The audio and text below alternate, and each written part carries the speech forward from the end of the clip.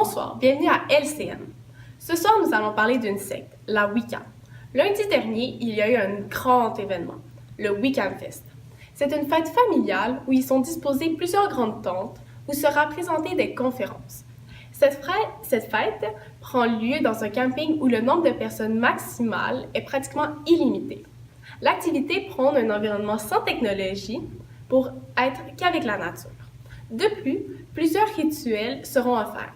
Finalement, cet événement est reconnu pour accueillir des rituels masculins et féminins et favoriser une compréhension plus profonde et une occasion unique pour beaucoup d'adeptes à travailler la magie. Donc, pour revenir à la base, Wicca vient du mot Witchcraft, qui signifie sorcellerie. Ce mot a été utilisé pour la première fois par Gerard B. Gardner, un Anglais dans les années 1950. Donc, par la suite, vous allez voir quelques extraits de ma journée avec la secte. Donc, bonjour. Est-ce que vous pouvez nous parler un peu du fondateur, de l'histoire de la secte, s'il vous plaît? Oui, donc le fondateur, c'est Gerald Gardner. Il a été inspecteur des plantes de caoutchouc et douanier. Ensuite, à l'âge de 52 ans, Gerald va prendre sa retraite du British Civil Service et alla s'installer dans le sud de l'Angleterre. Dans les années 1939 et 1952, un groupe de personnes qui s'intéressaient à la théosophie et qui étaient presque tous membres de la Commanserie organisèrent dans la New Forest un premier couvent qui s'inspirait de la sorcellerie ancienne et commencèrent à pratiquer un ensemble de rituels. Leurs pratiques descendaient des pratiques sorcières du Moyen Âge. Ensuite, dans les années 1940, Gardner publie un livre qui met en scène des sorcières dans l'Antiquité. Plus tard, en 1959, il publia The Meaning of Witchcraft. Depuis ce roman, plusieurs personnes se font initier à la Wicca. Donc, pour l'évolution de la Wicca s'est progressivement développée dans les pays anglo-saxons, où elle constitue la principale forme de religion néopaganisme. Diffusée dans les milieux féministes américains, dans le contexte général de la contre-culture, des années 1970, elle s'est transformée et diversifiée pour obtenir une dimension écologiste qu'elle n'avait pas au départ. Pendant ce temps, les structures initiatiques provenant de la lignée de Gardner ou d'Alexanders s'est créé un groupe dont les membres pratiquent en dehors de toute initiation formelle. Leurs croyances et pratiques changent selon les individus et la frontière entre la Wicca proprement dite et les autres formes de néopaganisme ne sont pas bien déterminées. Il est difficile de définir le nombre de Wiccans à cause de la diversité des pratiques et de l'absence de structure centrale. Donc, en 1990, l'étude NSIRI avait estimé le nombre de Wiccans aux États-Unis à 8000. On retrouve environ 134 000 adeptes auxquels il faut ajouter environ 140 000 Américains qui se définissent comme païens.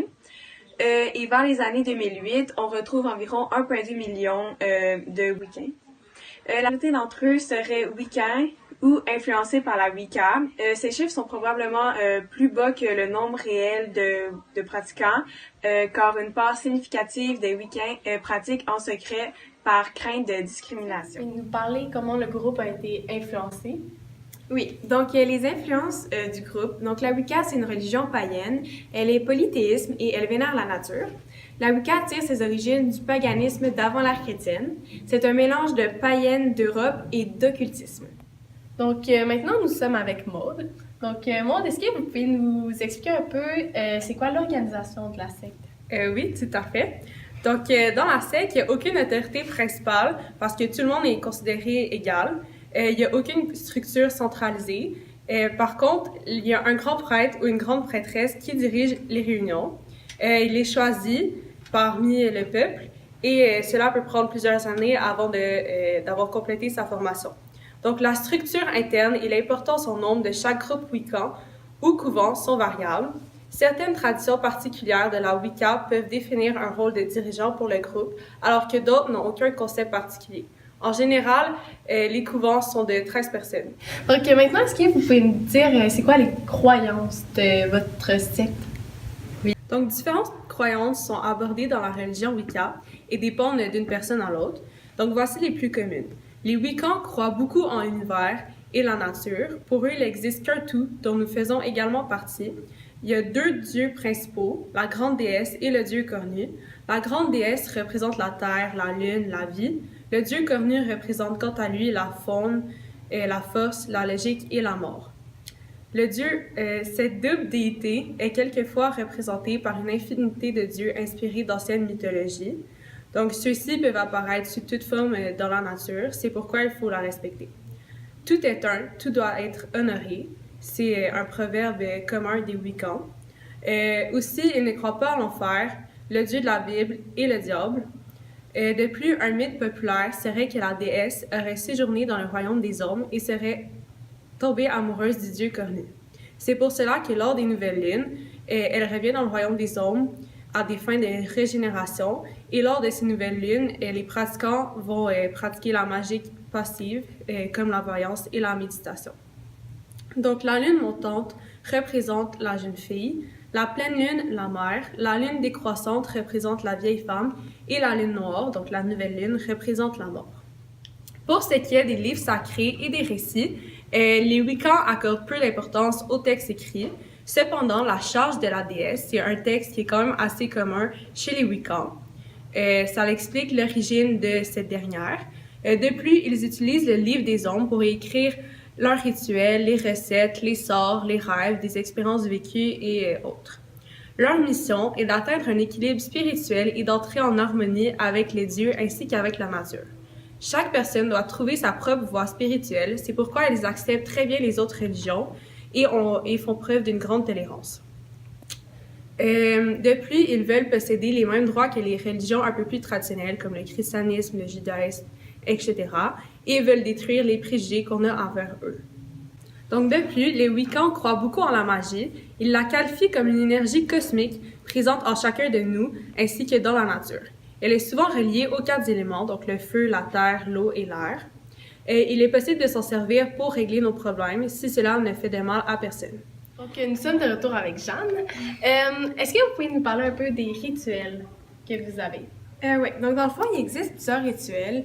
Je vais vous en nommer quelques-uns parce qu'il y en a vraiment plusieurs. Donc, le premier, c'est le Wiccaning. Donc, ça, c'est la dénomination et la bénédiction des enfants. Ensuite, il y a la dédicace. Ça, c'est une déclaration publique d'engagement envers les dieux et les déesses. Ensuite, comme dans les autres religions, il y a le mariage et la séparation.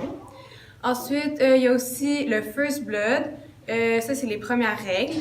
Donc, ça, c'est un rite accompli par les femmes de la communauté lorsqu'une fille a ses premières règles. Ensuite, il y a le Rite of Manhood. Ça, c'est le rituel de l'âge viril. C'est un rite accompli par les hommes d'une communauté lorsque la voix d'un garçon mue et quand il commence à avoir une barbe. Donc ensuite, il y a le bain de l'Alliance. C'est un bain de purification qui prépare le corps à entrer dans le cercle sacré. On utilise des herbes, des huiles et c'est une période de méditation en ce qui concerne l'objet du rituel. Ensuite, il y a le cercle sacré. C'est formé avant de commencer un rituel afin de s'assurer qu'on utilise un espace purifié et sacré. Avec une épée, une canne ou un bâton, on fait le tour de l'espace sacré qui n'est pas toujours formé au même endroit. Ensuite, il y a le balayage. On utilise des balais afin de nettoyer le cercle pour les dieux et les déesses. Ensuite, il y a la montée d'énergie. Ça, c'est on chante, on danse ou on participe à d'autres activités en l'honneur de divinités invitées dans le cercle. Donc, est-ce que vous pouvez me dire, est-ce que vous faites du recrutement? Est-ce que vous allez dans des places publiques avec des stations pour montrer votre secte? Ben, en fait, on fait pas de recrutement vraiment. On fait passer aux gens un examen pour savoir s'ils correspondent à la secte, mais sinon, on fait rien pour les recruter. Donc, après cette journée riche en actions, j'ai fait quelques recherches et j'ai trouvé que les fêtes se basaient beaucoup sur la roue de l'année. Donc, la roue de l'année, c'est quoi? Ça regroupe 21 réunions au total qui sont basées sur le calendrier lunaire. Donc, en tout, il y a 8 sabbats et 13 esbats. C'est lors des pleines lunes. Puis, dans les fêtes, on forme souvent le cercle. Puis, ça se déroule toujours dans. Comme j'ai dit tantôt, j'ai fait un petit peu de recherche. Puis, j'ai découvert, comme dans toutes les sectes, il pouvait y avoir des dérives sectaires. Donc, une dérive sectaire, j'ai trouvé qu'il y avait dans cette secte-là, c'est la dérive sexuelle. Donc, dans la Wicca lilithienne, ils considèrent que le seul vrai moyen d'entrer en contact avec les dieux, les déesses et d'obtenir leur faveur, ça passe par le sexe. Donc, parfois, ils obligent certains pratiquants à la nudité. Ensuite, il y a la culture du secret. Donc ça, ils sont un peu isolés, ils ne doivent pas dire leur formule magique à ceux qui ne sont pas dans le mouvement, donc ils doivent rester dans le secret.